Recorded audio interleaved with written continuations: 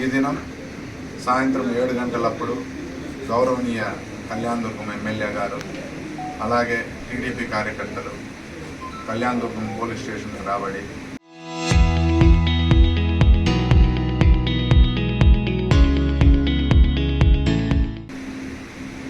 Ex minister Ambati Rambabu గారు గౌరవనీయులైన CM గారి మీద అతని కుటుంబం మీద అసభ్య పదజాలం వాడి వారి మనోభావాలు దెబ్బతినేటట్లు, అంతేకాకుండా సీఎం గారిని మరియు అతని సార్ గారి ఫ్యామిలీ మెంబర్స్ను తీవ్రంగా మనస్తాపానికి గురి చేసినట్లుగా ఫిర్యాదు చేయడం జరిగింది.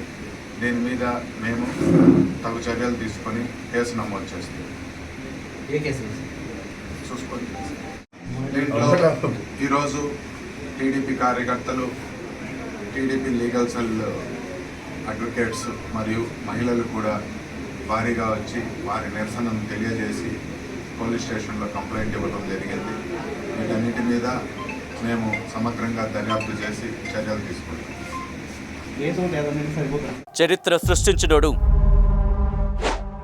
ఇప్పుడు ఆ చరిత్రని తిరగరాయబోతున్నాడు. అబద్ధాల గోడల్ని బద్దలు కొట్టి నిజాలను రాగా మీ ముందుంచబోతున్నాడు.